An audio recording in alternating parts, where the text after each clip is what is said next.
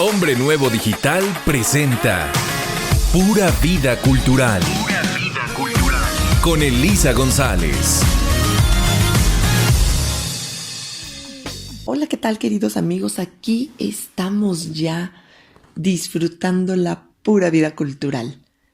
Y pues además de saludarlos, me da muchísimo gusto estar compartiendo con ustedes el día de hoy a través de los micrófonos que muy amablemente nos presta Hombre Nuevo Digital para compartir todas estas experiencias y este conocimiento. El día de hoy, y en respuesta a diversas opiniones y solicitudes, voy a hablar de un tema pues un poco complicado y muy reciente en el sentido de la pérdida que se acaba de tener, pero que evidentemente pues sabemos que habrá una recuperación, pero es un buen momento para hablar de la Catedral de Notre Dame. Se puede decir que la isla de la ciudad, donde se encuentra ahora la Catedral de Nuestra Señora, es la célula madre de la que nació la ciudad de París, que fue desarrollándose en círculos concéntricos alrededor precisamente de este punto fijo. Hace cerca de 2000 años se veneraba aquí pues a dioses galos, romanos, y bueno, también fue en ese punto, en tiempos del emperador Tiberio, que fue contemporáneo de Jesucristo, que algunos barqueros parisienses consagraron a Júpiter un altar que se conserva en el Museo de Cluny. Pero aunque fueron paganos, los antepasados remotos de la catedral realmente fueron cristianas las tres iglesias situadas en el emplazamiento actual de Notre Dame. La antigua catedral, dedicada a San Esteban, o bueno, Saint Etienne, era un amplio edificio pues construido en los siglos V o VI y que ocuparía parte de lo que es la actual nave, pues rebasando el atrio. Después se construyó una iglesia de Santa María en el siglo VII y fue reedificada pues después del paso de los feroces normandos en el siglo IX, y esto cubría parte del coro y de la nave actual. Otra iglesia circular antiquísima que servía de baptisterio fue San Juan la Redonda o Saint-Jean-le-Redon, situada a la izquierda de la fachada que hoy contemplamos. Pero la catedral que se conoce como Notre Dame pues no nos recuerda nada de los siglos VI o IX. Lo que se conoce en la actualidad es hacia el año 1210. Para el Reino de Francia pues fue un periodo favorable, que se estructuró interiormente bajo el reinado de Felipe Augusto, y para la dinastía de los Capetos, que lo que aumentaba pues su territorio a costa de los reyes de Inglaterra. Y las cruzadas que se suscitaron en ese tiempo pues fueron menos gloriosas. La cuarta, en el año de 1204, solo consiguió la toma y saqueo de Constantinopla, hecho que todavía ensombrece las relaciones entre Occidente y las iglesias orientales, a pesar del tiempo que ha pasado. Ya 50 años antes, Maurice de Sully, obispo de París, notable por su ciencia y por su genio, pues fue práctico y pues dio de alguna manera gran importancia a la conciencia de su responsabilidad espiritual. Él había decidido construir una nueva catedral, por lo que deseaba que París se beneficiara de los últimos adelantos arquitectónicos, lo que permitía una mayor entrada de luz en los edificios. Y bueno, la arquitectura conocida en ese momento como ojival, y que después se llamaría peyorativamente gótica, pues en el sentido de los bárbaros godos que llegarían a la región, ¿sí? Pues colocaba principalmente los empujes en pilares y contrafuertes. Al no necesitar los muros ser tan macizos, pues se podían abrir en ella o en ellos, mejor dicho, ventanas que fueran anchas y que fueran altas. Y esto pues convendría a la nueva catedral dedicada a María, Madre de Jesús, para que su reunión de reunir a los discípulos de aquel se le llamara Luz del Mundo. Gracias también, no solo figurativa, sino arquitectónicamente, a los murales abiertos que permitían el paso de esa luz. A pesar de ello, la primera impresión de las personas que han o hemos visitado Notre Dame es la de oscuridad, quizá por el estado de las piedras y el cielo de París, pero sobre todo por la antigüedad de Notre Dame. Cuando esta catedral se proyectó, cabe aclarar, pues estaba iniciando esta revolución ojival que les mencioné y solo la habían precedido la Basílica de San Dionisio o San Denis y las catedrales de Sens y Laon. De tal manera que, para aumentar su solidez, los arquitectos apuntalaron la nave principal con tribunas que, cabe aclarar que ensombrecen las naves laterales. Asimismo, las obras que entrañaron la destrucción de las anteriores iglesias, pues empezaron por el coro y 50 años después la construcción de la planta estaba totalmente terminada y empezaba a elevarse la fachada. Cuando se ha estado en Notre Dame, hay que acudir a ella, es un gran consejo que siempre han dado, cuando todavía es temprano, cuando la mañana puede apreciarse a través de sus ventanales, cuando todas las sillas están retiradas. Entonces pueden olvidarse de la relativa oscuridad y sentirse transportado a la dinámica de la arquitectura que le conduce hacia el centro donde se celebra la liturgia y al mismo tiempo pues se eleva toda la altura, que ya es suficiente, dándole el sentido de la grandeza y la gratuidad y generosidad de Dios. Esa fue la intención con la que se construyó originalmente. Y cuando se está al interior de Notre Dame, pues a espaldas se encuentra el órgano, uno de los mayores del mundo, con sus 113 registros y sus 7,800 tubos.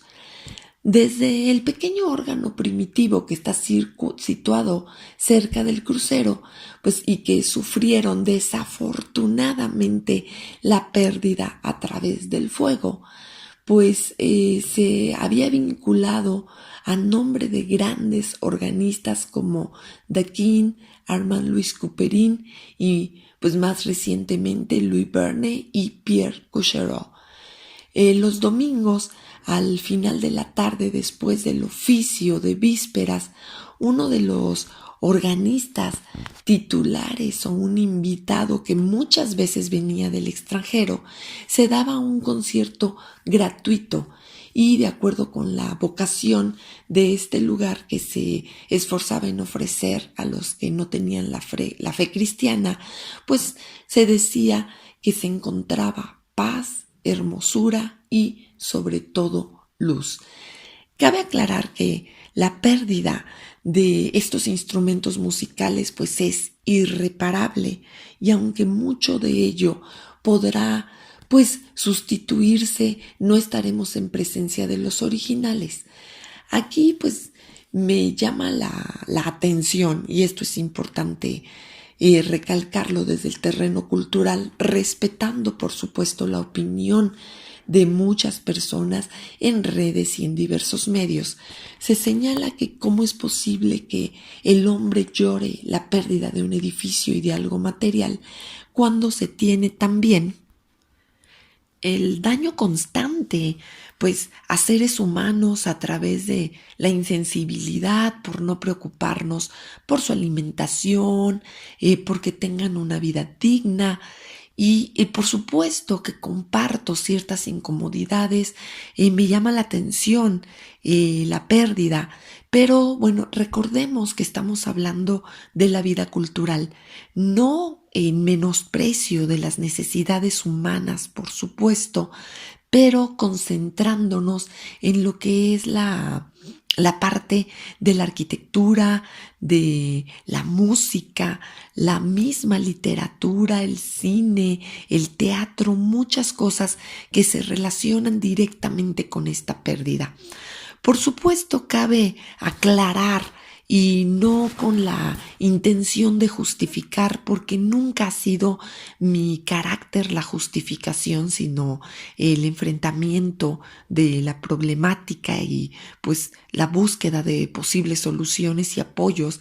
El hecho de que pues, la Iglesia Católica destina en gran medida recursos que son adquiridos a través de estas donaciones, pues para apoyar causas diversas a través de sus misiones y por supuesto de sus funciones iniciales.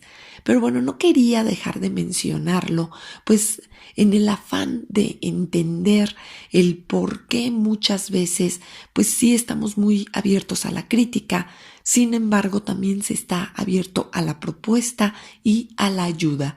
Más que hablar de generosidad, se habla de las funciones a través de las cuales la Iglesia se acerca a la población y, por supuesto, sin ignorar dichas funciones y sin ignorar, pues también valga la redundancia, pues algunas de las cosas que en ocasiones resultan un poco ilógicas y por supuesto mucho dolorosas como seres humanos. Me gustaría entonces pues retomar esta parte histórica y cultural para la cual se ha dado respuesta con este programa y pues hablar de la catedral y de los aportes que se tienen no solo arquitectónica, sino histórica y religiosamente con su legado. Pero si les parece bien, amigos, lo haremos después de una pequeña pausa. Aquí seguimos, amigos, pues hablando de esta catedral llamada Notre Dame de París. Y en este momento, pues les recuerdo, comuníquense con nosotros. Estamos en las diversas redes sociales, en Facebook, en Instagram, y pues así nos encuentran como Pura Vida Cultural.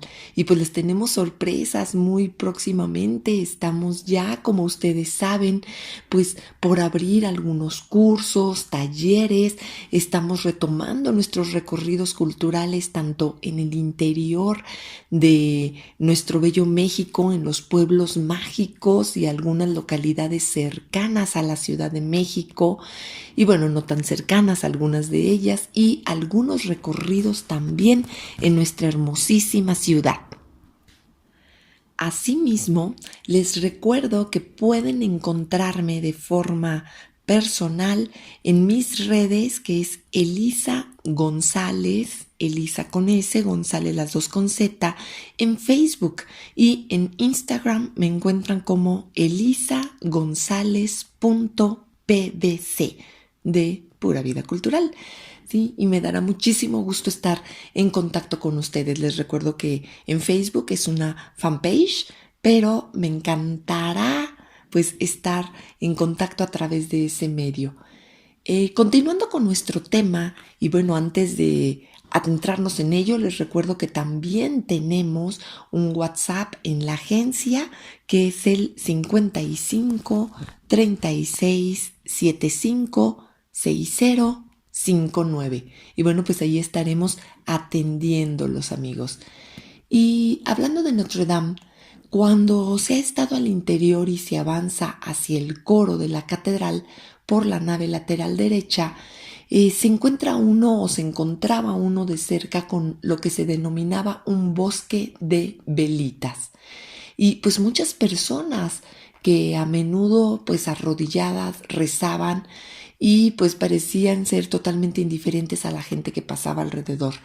Allí se ha encontrado, y bueno, pues se tienen los vestigios de una gran cruz de bronce, regalo a la catedral del emperador Napoleón III. Se han encontrado, y bueno, siguen existiendo, esto cabe aclarar, varias capillas que en tiempo en que la actividad humana estaba completamente impregnada de religiosidad, fueron sedes de diversas corporaciones. Y pues los grandes cuadros que hay en algunas de ellas, no todos perdidos en realidad, son regalos de dichas corporaciones, hechos por lo regular ya desde hace bastante tiempo, el día 1 de mayo, en los siglos XVII y XVIII, en los que ya se celebraba o se reconocía el trabajo de las personas de estas corporaciones. Y bueno, pues también de allí el que se ha retomado históricamente el día 1 de mayo como el Día del Trabajo. Un último testimonio de esa tradición es la restauración que se hizo por parte de los orfebres de París en el año de 1963 de la capilla dedicada a su santo patrono, que es San Eloy, y que se encuentra después de la Gran Cruz.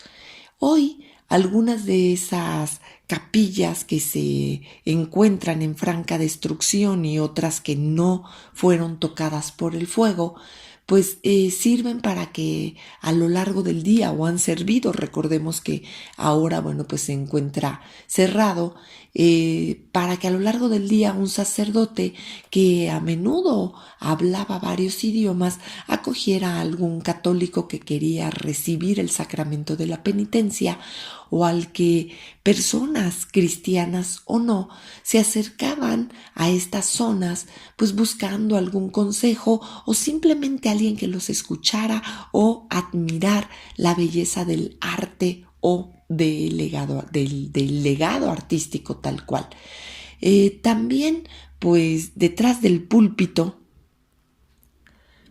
podía caminarse, recordando por supuesto que ya no es aquel desde donde predicó Lacordaire cuando inauguró en 1835 las conferencias cuaresmales que desde hace siglo y medio se vienen teniendo o se estuvieron teniendo allí regularmente. Se llega al crucero y la mirada se dirige, por supuesto y de manera inevitable, a los dos rosetones principales. Y aunque ese crucero haya sido el comienzo del reinado de Filipe Augusto, las vidrieras y las portadas pertenecen en realidad a un periodo de 1250 a 1270, a finales del largo reinado de San Luis, quien fue rescatado de los musulmanes y quien había sido apresado en la Séptima Cruzada. Además, pues cabe aclarar que él murió en la octava y última cruzada en Túnez en el año de 1270. La paz con Inglaterra, que representó una ventaja para Francia, pues fue la que permitió, al igual que la continuación de la obra organizadora de los Capetos y el final de la guerra con los albigenses, pues fue lo que permitió, como les mencionaba, que hubiera grandes éxitos en este periodo, también gracias a la política de la reina Blanca de Castilla, ¿sí? Y de esta manera, pues, la iglesia o la catedral de Notre Dame, mejor dicho, pues tuvo esta gran presencia que le permitió seguir creciendo. Y así como el progreso de la luz en las naves es totalmente indiscutible, lo más importante o impactante para muchas personas, entre las cuales me incluyo, pues es la supremacía de los rosetones. En el oeste, en la fachada principal, se extiende uno de ellos sobre una altura cercana a los 10 metros y que está semioculto por el órgano. Se le aprecia mejor no solo desde la cara exterior, sino cuando la parte interior se encontraba abierta y cuando lo esté también en el futuro, atravesando el coro, y ocupa su centro una Virgen con el niño que está rodeada de todo lo que puede evocar la actividad humana. Por una parte las virtudes y los vicios y por otra las medidas del tiempo, figuradas, por los signos del zodiaco y los meses del año. Pero si bien todo esto ocurre en las naves tal cual, estos dos grandes rosetones, el que les mencionaba, pues en la zona oeste y terminados hacia el año de 1270, pues son los que atraen principalmente la mirada. Dos cifras demuestran la valentía raramente igualada de estas vidrieras. Su diámetro es de 13 metros, la altura total de 21, mientras que la masa de piedra por metro cuadrado que lo sostiene y le rodea no es más que de 0.14 metros cúbicos. Esto es, pues no pareciera tan fuerte ni tan grueso para soportar este peso, sin embargo lo es. El rosetón del norte está dedicado al Antiguo Testamento, que conduce a Cristo. En él, jueces, profetas, reyes y sumos sacerdotes rodean a la Virgen, quien, como en el del oeste, lleva en sus brazos al niño Jesús. El 85% de los cristales son los originales. El rosetón sur está mucho más retocado, tanta ligereza y transparencia acaban por hacernos olvidar el peso del edificio, pero por causa de este debió ser reconstruido 2 veces, utilizando pues en gran parte piezas de la vidriera original, como se demostró en las últimas inspecciones hechas con motivo de las obras de revoque. Por el contrario, los grandes personajes de la franja inferior, como los del crucero norte y los del coro, son del siglo XIX, no son tan antiguos, aunque en algunos casos, por supuesto, están inspirados en las vidrieras auténticas de la Catedral de Chartres. Los evangelistas se representan a espaldas de los profetas y pues esto ayuda a indicar la unidad del Nuevo y del Antiguo Testamento. Y como un dato curioso, pensando en dar mayor solidez a la estructura, Viollet-le-Duc, un radical restaurador del siglo XIX, no dudó en hacer girar todo el conjunto 15 grados para colocar un eje vertical de piedra. Y en este rosetón con cierto desorden se encuentran o encontramos ángeles, escenas evangélicas, evangelistas, apóstoles y mártires que rodean a un Cristo glorioso tal como lo evoca el Apocalipsis. Ese Cristo está enfrente de la imagen del niño en los brazos de María del rosetón del norte. La luz del sur presta su armonía a los morados y púrpuras que dan a este rosetón su misticismo y su gran esplendor. Los rosetones entonces representan prácticamente las únicas vidrieras antiguas conservadas en Notre Dame, ya que las de la nave fueron suprimidas en el siglo XVIII con el fin de aumentar la luminosidad, y desde entonces se han usado distintos estilos hasta las vidrieras abstractas y brillantes de Jacques Le Chevalier, colocadas en 1964, por lo que la existencia de los rosetones se debe a la instalación de capillas laterales entre los contrafuertes, ya que al aumentarse la anchura del edificio se hacía necesaria una ampliación del crucero, y el estilo más moderno y esmerado en que se hizo la construcción, pues permitió su colocación que todavía fascina al visitante del día de hoy, pues evidentemente en este momento solo al exterior. Pero pues si les parece bien, amigos, después de una pausa, pues continuaremos hablando de los cruceros y del interior de Notre Dame. Y aquí seguimos, queridos amigos, pues hablando de esta hermosísima joya de la historia del arte, con daño evidente, daño que ha dolido en muchos sentidos, pero que bueno, pues debemos recordar que finalmente al ser un edificio, una creación humana, pues estamos en capacidad de reconstruirla. Asimismo, pues hablando en el interior y en el centro del crucero bajo la clave de la bóveda, donde se encuentra o se ha encontrado y que muchas de estas figuras, bueno, pues fueron removidas, la Virgen con el Niño, se colocó en 1980 una plataforma enlosada como el resto de la catedral y en ella en 1989 un altar de bronce, obra de Jean y Sébastien Touret. Aquí cabe aclarar algo importante, no sufrió este altar de bronce daños, a pesar de que la aguja central cayó completamente y que pues muchas cosas son de carácter irreparable, como los órganos de los que hablábamos. La realidad es que esta no sufrió daños, cayó la estructura alrededor de ella y el altar se conserva íntegro.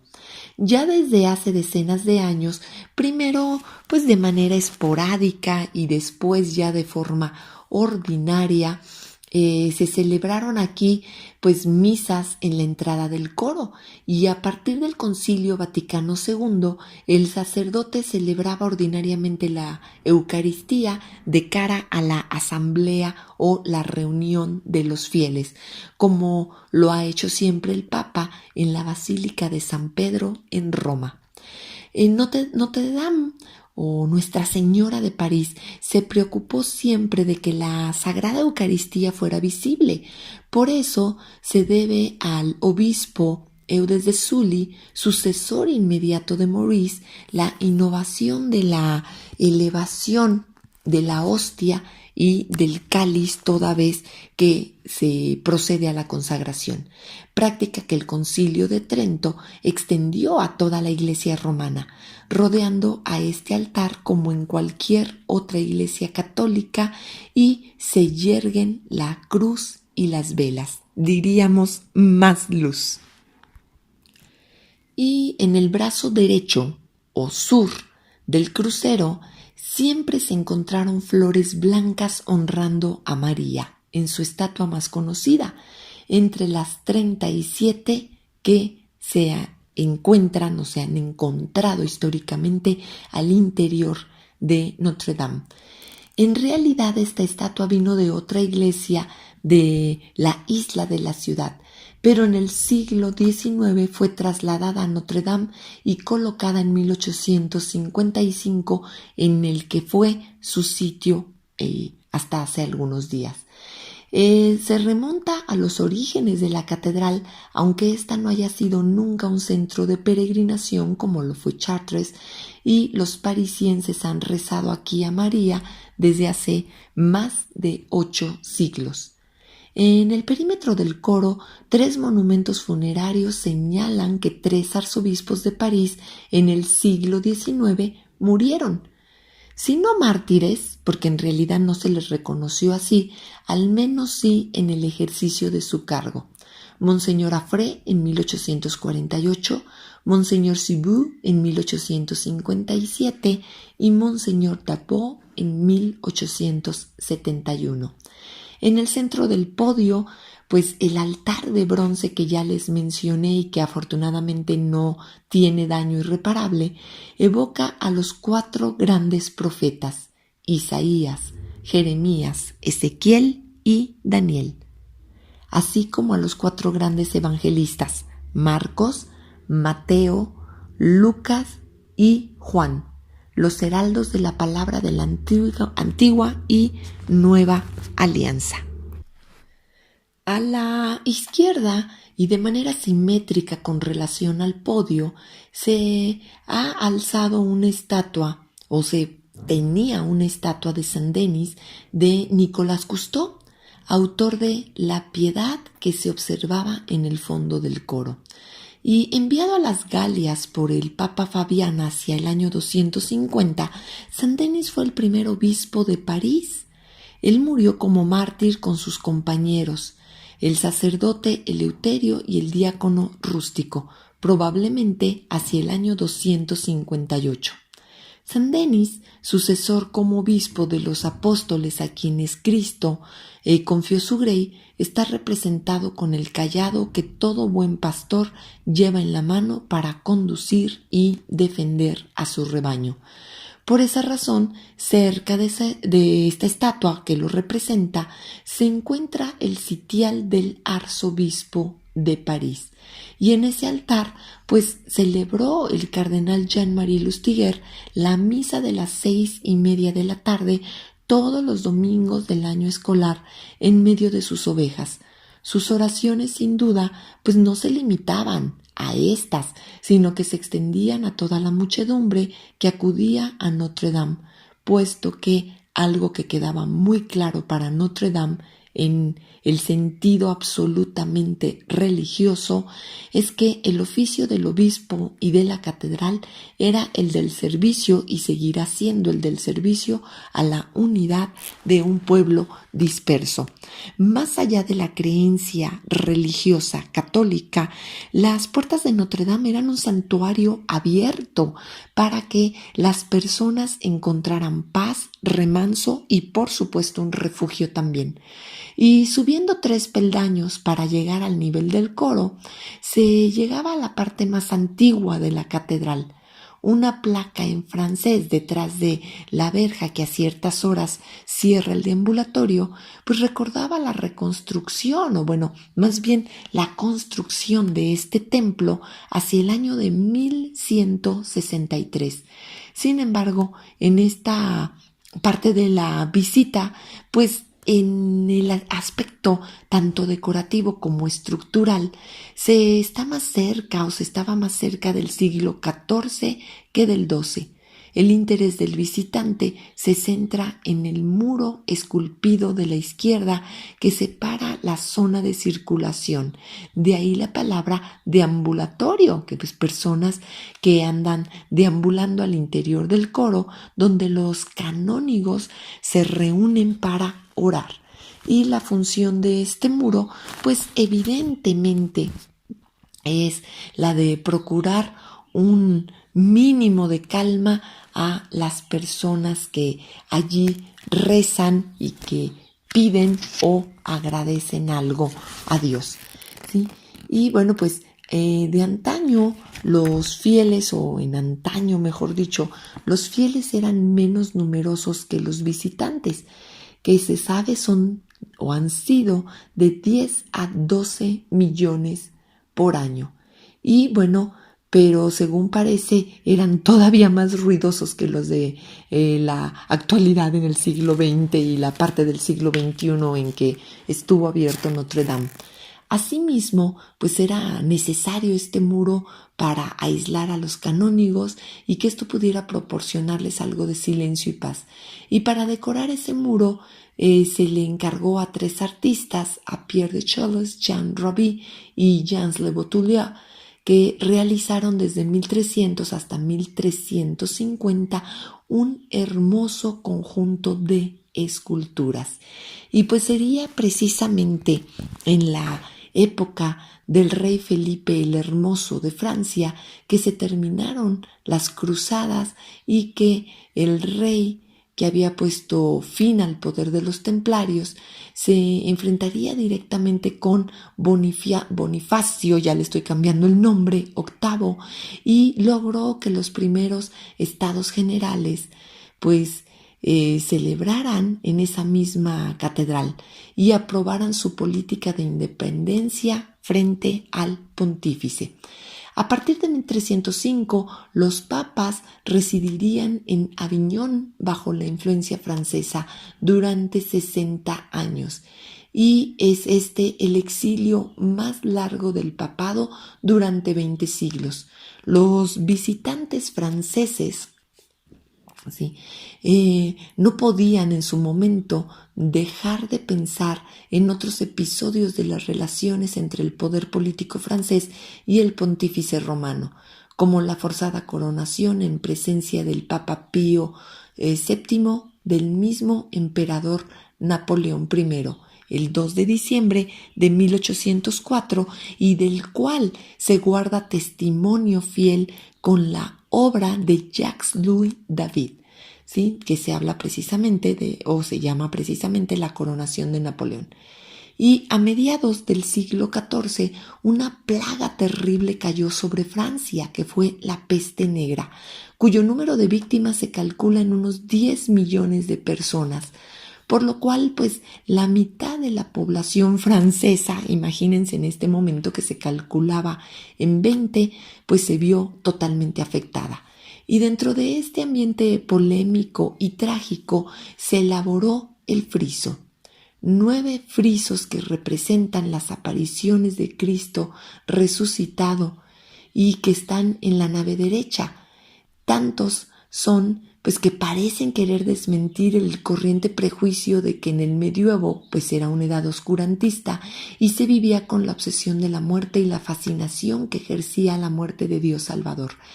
Estos bajorrelieves, que siguen pues en gran parte los relatos de los 4 evangelistas, son obra de Jean Raby, y se puede pensar quizá que sus colores renovados con ocasión del 8º centenario de la catedral en 1963 son demasiado vivos. Pero hay que recordar que muchas estatuas de aquella época, tanto del interior como del exterior de la catedral, eran polícromas. Y al atravesar la reja del coro, pues se pasa del lado norte y se empiezan a ver aquí las escenas de los evangelios, de la infancia a la agonía de Jesús y varios años anteriores a los que se encuentran en la parte sur. Pero si les parece bien, amigos, después de un corte hablaré de estas imágenes. Aquí seguimos, queridos amigos, y como les comentaba antes del corte, pues se tienen imágenes verdaderamente hermosas. Estaré compartiendo con ustedes pues algunas de ellas para que las tengan claramente visualizadas, de las apariciones de Cristo resucitado y de la visitación. Dentro de estas apariciones se tiene a María Magdalena, y pues bueno, la Magdalena solamente cuando Jesús la llame por su nombre le reconocerá. Hasta entonces le habían tomado por el hortelano. Sin embargo, aquí cabe preguntarnos, ¿esto era realmente un error? ¿Acaso no plantó Cristo en nuestra historia el árbol de la vida eterna? Asimismo, se tiene la aparición a las santas mujeres. Según todos los evangelios, fueron las mujeres que seguían a Jesús las primeras en llegar al sepulcro, 2 días después de su muerte, una vez acabada la fiesta judía, y el estandarte rematado por la cruz es signo de victoria y de unidad. En ese mismo espíritu, Pablo VI transformó la cruz pontificial en cruz gloriosa. Otra de las apariciones aquí representadas pues es a San Pedro y a San Juan, y a Pedro solo. Tienen como origen la tradición de San Pablo, que señala: se apareció a Cefas y luego a los 12, pero más directamente aún los evangelios apócrifos, textos favoritos de los cristianos medievales, aunque sabían que no estaban aprobados por la autoridad de los apóstoles. La 7ª escena ratificará de nuevo la importancia de Pedro. Otra aparición es la de los discípulos de Emaús. En un cuadro de 2 escenas, el escultor describe el paisaje de Emaús. Jesús se une a 2 de sus discípulos que huyen de Jerusalén y no le reconocen. Él les explica los acontecimientos que han sido la causa de su desesperación, y ellos muestran en sus ojos la intensidad con que escuchan a su compañero de viaje. Luego, ya en la posada de Emaús, Jesús parte el pan y se lo da, como lo había hecho en la Eucaristía. Uno de los discípulos hace un gesto de sorpresa, el otro de devoción. Le han reconocido en la fracción del pan. Otra aparición es en el cenáculo, en la tarde del día de Pascua. Jesús se hace visible a los apóstoles. La finalidad de esta escena, como de la siguiente, es la de mostrar la realidad, aún física, de la resurrección de Jesús, quien ante la incredulidad de los suyos les dice: ¿tenéis algo que comer? Otra aparición es a Santo Tomás. Tomás toca las llagas del crucificado resucitado. Y el apóstol, hasta ahora incrédulo, hace su magnífica profesión de fe con esta simple exclamación: Señor mío y Dios mío. La siguiente aparición refiere a aquella que se suscita a orillas del lago. El escultor representa en otra escena doble el reencuentro de Jesús y sus apóstoles a orillas del lago Tiberíades. Gracias al milagro de Cristo, los apóstoles sacan la red llena de peces, símbolo de los numerosos creyentes reunidos en la iglesia. Pedro, que había negado a Cristo en la hora del peligro, ahora confiesa humildemente su amor hacia él. En la talla, Pedro, mucho mayor que los demás apóstoles, es casi tan alto como Jesús. Es clara la enseñanza. El Papa, sucesor de Pedro, supera al Rey, ya que su poder es del apóstol a quien Jesús confió su iglesia. La penúltima aparición es aquella que se suscita en Galilea.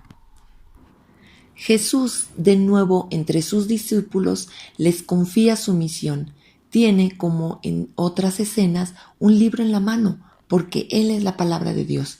La cara de algunos apóstoles, o sus caras, mejor dicho, aparecen resplandecientes de alegría.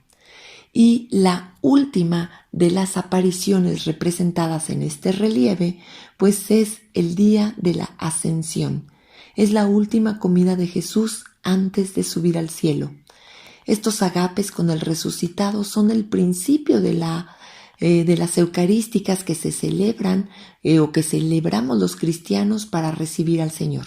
Algunos de los apóstoles están de pie, dispuestos a partir a su misión. Y pues estos son los relieves que tratan de las apariciones de Cristo resucitado. Pero tenemos también pues aquellos que tratan de la vida de Jesús desde la infancia hasta la agonía. Les recuerdo que en Facebook, en Pura Vida Cultural, y bueno, estaremos compartiendo también en Instagram, estas imágenes, les haré un collage con las imágenes, o les compartiré, mejor dicho, un collage con estas imágenes. Dentro de la vida de Jesús, iniciamos con la visitación. María va a visitar a Isabel cuando ésta llevaba en su seno al futuro Juan Bautista. Isabel saluda así a María: bendita tú eres entre todas las mujeres, y bendito es el fruto de tu vientre, Jesús. María responde con el Magnificat. Fijémonos que a menudo, pues, y esto es importante destacarlo, los personajes, como aquí lo hace la Virgen María, miran más allá. Quizá es una manera en que el escultor señalaba que sus personajes pues estaban verdaderamente visualizando el misterio de la fe, trascendiendo las circunstancias presentes. Otro de los relieves de la vida de Jesús pues es su nacimiento y el anuncio a los pastores. Os anuncio un gran gozo, os ha nacido un Salvador. La cuna del niño Jesús está encima del lecho de María para indicar la preeminencia, o preeminencia, mejor dicho, del Hijo sobre la Madre. Después viene la escena de la adoración de los magos, que según viejas tradiciones, los tres reyes se encontraban en las tres edades de la vida. El más viejo y más sabio es el que está más cerca del niño. En el siglo XIII se representaban en la iglesia escenas evangélicas. En el juego de los Reyes Magos, de donde parece tomada la escena del friso, se ofrecía a Jesús un cáliz que contenía monedas de oro, recogidas el día de la Epifanía para la manutención de los estudiantes pobres. Otra escena es la matanza de los inocentes, y detrás de la cabeza del rey Herodes, cerca de su corona, hay un demonio que significa que los reyes pueden también a veces estar mal inspirados. La siguiente escena es la huida a Egipto. El niño y su madre se miran con intensidad, como en las escenas de la coronación. Ese romperse de los ídolos al acercarse el Dios verdadero está tomado de los evangelios apócrifos.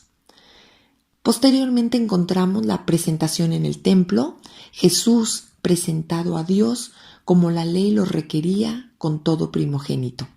Es acogido por dos profetas, Simeón y Ana Simeón.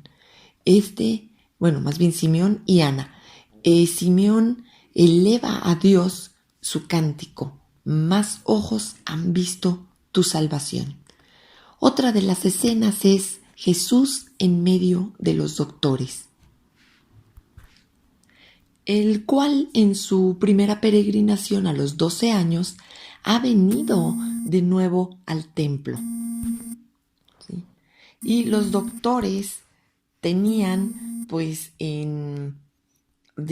en sus manos un libro del Antiguo Testamento. El bautismo de Jesús inicia su ministerio recibiendo en el Jordán el bautismo de manos de Juan, pero la voz del Padre manifiesta su verdadera identidad. Este es mi Hijo amado. Asimismo, se tienen otras imágenes. Las bodas de Caná, en presencia de María, Jesús hace correr en abundancia el vino de la nueva alianza. La siguiente escena son los ramos. Algunos días antes de su pasión, entra Jesús en Jerusalén y esto se representa con la puerta entreabierta, con gran regocijo de la muchedumbre de sus discípulos y que le aclaman como al Mesías, diciendo: bendito el que viene en nombre del Señor.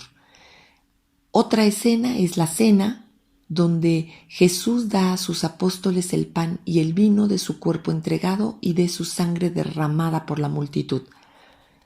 La penúltima es el lavatorio de los pies, donde el escultor ha querido unir estrechamente a la precedente la escena en que Jesús lava los pies a los apóstoles, y ambas dan el ambiente de la pasión en la que Jesús está a punto de entrar. Y finalmente está el relieve en el huerto de los olivos. Jesús ora: Padre, si es posible, que se aleje de mí este cáliz, pero no se haga mi voluntad sino la tuya. Y el Padre se inclina para escuchar esta oración de entrega y confianza. Cabe aclarar que primitivamente, entre este friso y la primera escena de las apariciones del resucitado, había un muro que separaba la nave del coro, en el que otro friso contenía escenas de la pasión. Estaba rematado con una cruz, pero fue destruido en el siglo XVII, al ser transformado el coro. Y ¿qué les está pareciendo todo esto, amigos? Seguiremos hablando el día domingo, de los tesoros de la catedral, de sus reliquias, del contenido de las diversas capillas, de las sillas del coro que se encuentran también rodeados de bajorrelieves, de las imágenes que tenemos en el fondo del coro y que muchas de ellas, por fortuna, serán recuperadas, y las que no, se sabe que serán reconstruidas apegándose mayormente a lo que es la obra original.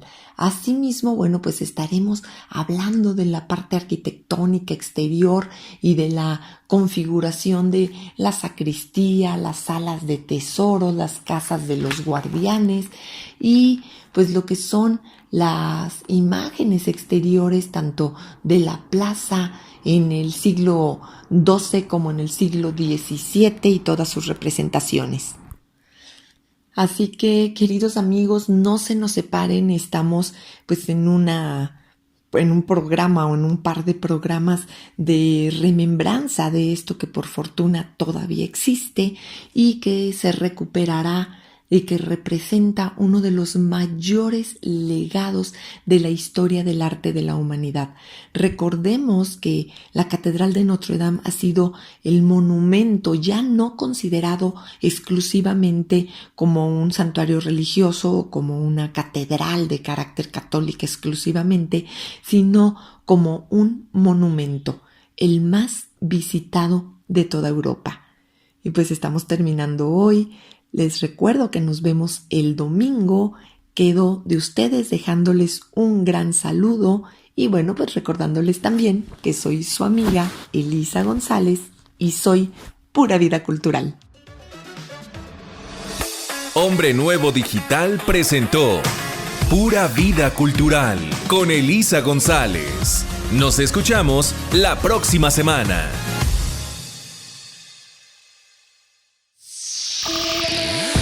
Hombre Nuevo Digital. Transmite en vivo desde la Ciudad de México para todo el mundo. Radio digital y formación humana las 24 horas del día. Hombre Nuevo Digital.